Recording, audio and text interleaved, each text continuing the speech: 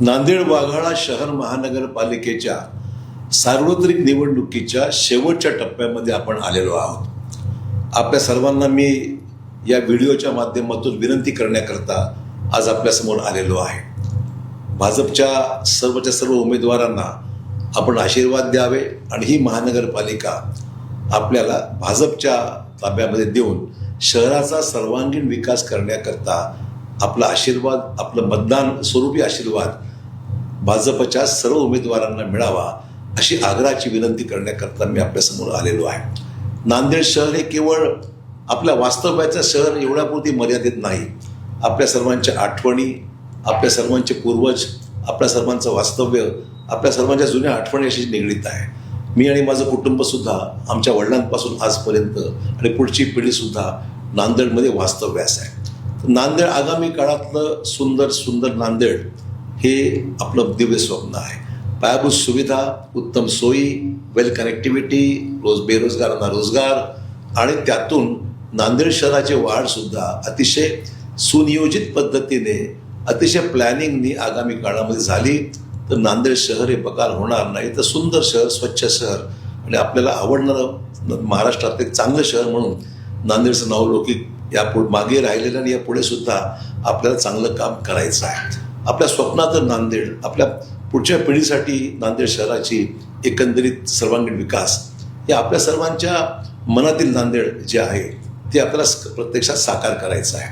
आणि म्हणून आमचा जाहीरनामा जर आपण पाहिलं तर आगामी स्वप्नांची पूर्तता करण्याकरता काय काय करण्याची आवश्यकता आहे याचा लेखाजोखा हा थोडक्यामध्ये आपल्यासमोर आम्ही ठेवलेला आहे। तसंच मागील काळामध्ये मी जी कामं जिल्ह्यातला लोकप्रतिनिधी या नात्याने मी जी कामं केली ती सुद्धा आपल्या समोर आहे आणि त्याच्यापेक्षा वेगवान पद्धतीने आपल्याला समोर जायचं आहे। त्यामुळे मतदार बंधू आणि भगिनींनो, हे केवळ स्वप्नच नाही तर प्रत्यक्षात साकार करण्याकरता बहुमताची आवश्यकता आहे। कृपया मताचं विभाजन टाळा।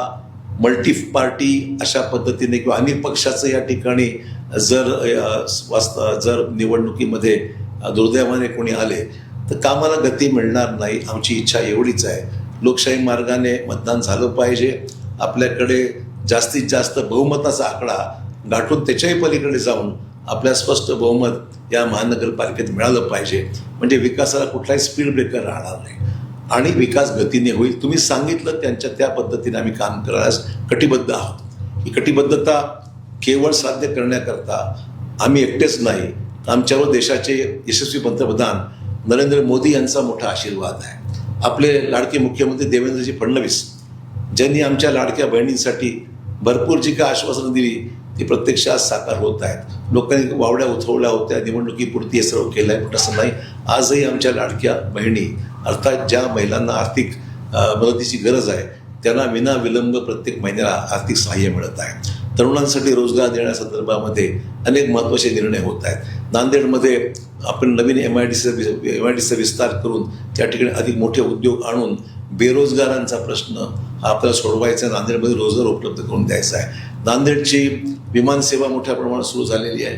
नांदेडमध्ये आपण पाहतोय की national highway, state highway connect झालेला आहे। रेल्वे सेवा आपली वंदे भारतपासून अनेक नवीन कनेक्टिव्हिटी त्या ठिकाणी सुरू झाली आहे। त्यामुळे पायाभूत सुविधा उपलब्ध झालेल्या आहेत। कॅन्सर हॉस्पिटलची या ठिकाणी उभारणी आता लवकर सुरू होत आहे। सिव्हिल हॉस्पिटलला 500 बेड सिव्हिल हॉस्पिटल नांदेड नव्याने पुनश्च बांधण्यात येत आहेत। नांदेडच्या शहरातील अनेक महत्त्वाच्या सुविधा आपल्याला याच्या पुढे आणायचं आहे। ट्रॅफिकची समस्या सोडवायची आहे। नागरीकरण आणि लोकांचे जे खरे प्रश्न आहेत इनाम जमिनीचे ते सुद्धा बावनकुळेचे आपले मंत्री मुख्यमंत्री फडणवीस साहेबांनी प्रश्न मार्गी लावलेला आहे आणि इनाम जमीन सुद्धा लोकांच्या नावावर करून देण्यासंदर्भामध्ये महत्त्वपूर्ण कायद्यामध्ये बदल करण्यात आलेला आहे। जी लोक शासकीय जमिनीवर वास्तव्यास आहेत ती सुद्धा जमिनी त्याच्या नावावर करून देऊन त्यांना प्रधानमंत्री आवास योजनेचा फायदा कसा देता येईल हाही निर्णय शासनाने घेतला, जेणेकरून पुढच्या काळामध्ये शासकीय जमिनी ज्यांच्या ताब्यात आहेत त्याच्या जमीन त्यांच्या नावावर करून देण्यासंदर्भामध्ये धोरणात्मक निर्णय घेण्याची सरकारची मानसिकता आणि त्याचा निर्णय सुद्धा झालेला आहे। त्यामुळे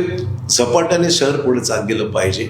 इतर शहराच्या तुलनेमध्ये आपण सुद्धा त्या गतीने पुढे जायची गरज आहे आणि गतीने जायचं असेल तर गतिरोधक आपल्या विकासाचे अडथळे ज्याला म्हणू आपण ते आपल्या आड झाले तर कामाला गती मिळणार नाही, कटकट जास्त निर्माण होतील आणि त्यातून हे शहर जे आपण पाहतोय की हिंसक वळण घेण्याचा प्रयत्न जो विरोधकांकडून होत आहे. आपण पाहतो अनेक ठिकाणी जे घडतंय आज, कोणाचे डोके फोड, कोणाची बोटं तोड, अशा प्रकारच्या घटना नांदेडमध्ये जे काही व्हायलन्स होत आहे, जी काही गुंडागर्दी होते आहे, याला आळा घालण्याची गरज आहे. कायदा सुव्यवस्था नीट करण्यासाठी फार जिद्दीने आणि हिमतीने आपल्याला काम करावं लागतील. ही त्यातला अंश जरी काही असला तरी सुद्धा आपला मेन फोकस जो आहे तो विकासावर आहे. विकासावर भर राहणार आहे, तुमच्या प्रगतीवर भर राहणार आहे.